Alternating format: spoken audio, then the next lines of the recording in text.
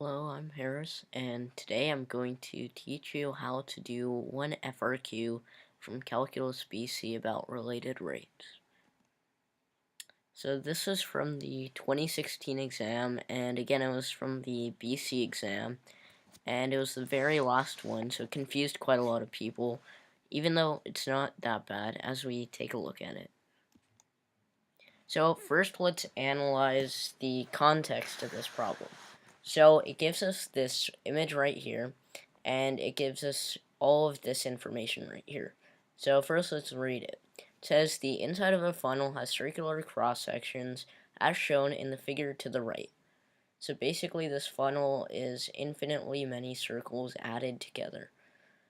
And at height h, the radius of the funnel is given by r equals 1/20th quantity 3 plus h squared, where h is in between 0 and 10. The units of r and h are in inches. So we have to point out the important features of this problem. So one of the most important features of this problem is the radius function that it gives us. And that is r equals 1/20th quantity 3 plus h squared. In addition, the bounds that gives us from 0 to 10 for h and the units are very important to this problem. Okay, so part A asks us to find the average value of the radius of the funnel. So using the integral mean value theorem, we know that the average value of a function f of x from a to b is given by this formula right here.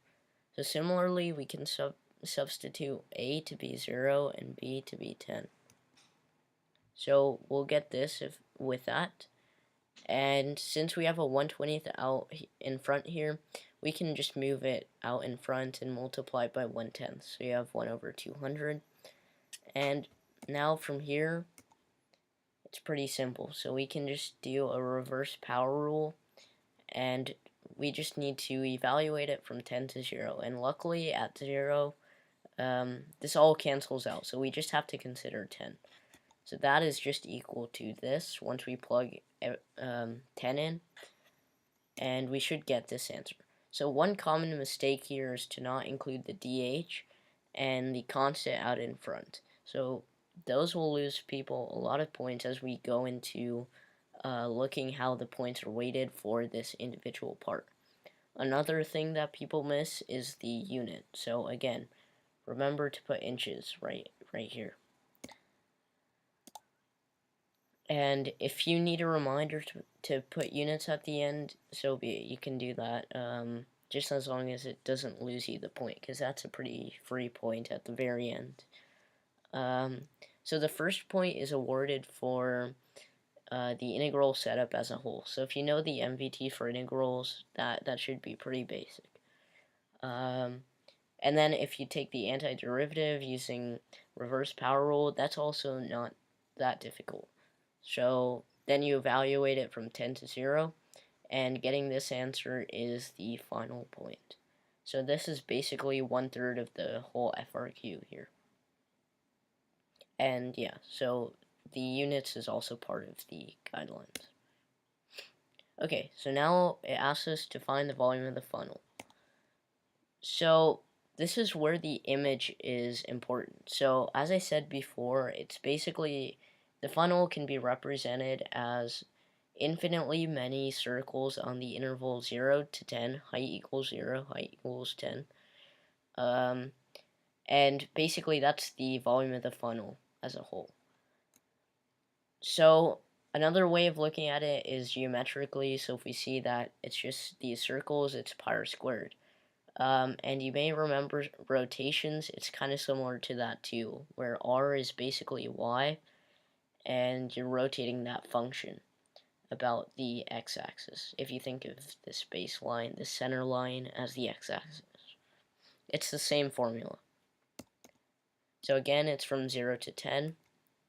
And by this logic, we can just substitute the radius into this equation as the thing being rotated, or as r. And so we can take the 1/20th squared out, and leave this as pi over 400. It just makes things easier just to reduce errors later on. Of course, you can keep it inside. That just makes it a little bit more difficult. So again, using reverse power rule, we get this, and we evaluate it from 10 to 0. Again, the 0 will cancel out, as you'll see shortly, and if we simplify this, you have a 90 out here, you have a 2,000 here, and you have a 20,000 here. So it's just 22,090 times pi over 400 inches cubed. And again, keep the units here.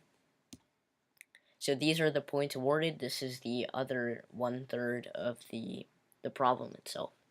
So one is for the integral setup again, one is for the antiderivative, and one is for the final answer. Okay, part C is what I like to call the easiest one. For some people it might be difficult, but this is where the related rate sort of comes in. It's a very oversimplified version of related rates, but nevertheless it still has confused people. So let's take a look at the problem first. So our problem asks for the change in height. So that's dh dt. We're given the change in radius, and we're also given the height at that moment that they want us to calculate the change in height. So we can also simplify r to be 1/60th plus 1/20, 1 over 20 times h squared. So if we take the derivative of r, we get this. So 1/10 times h times dh dt. So you just move the 2 out in front, and that becomes a 1/10. You can remove the 1/60th since it's a constant, and keep the dh dt. That's very important. That's why some students miss 2 to maybe even 3 points on this individual part. So from here, we can just substitute the values that were given. So dr dt is -1/5, h is 3, and we can just multiply everything over, multiply the other side by 10/3, and you eventually get dh dt equals -2/3 inches per second. So that overall wasn't as bad. So as you can see, as I mentioned before, the differentiating, like the implicit differentiation, is one of the most important components to this problem. It can make or break your performance on this problem. Regardless, it has 2 points tied to it and 1 point for the final answer. So that one wasn't as bad as the others, I'd say. And let me guess, you guys got 9 out of 9. Even if not, as you're following along, it's completely fine. I know you guys are well on your way to a 5.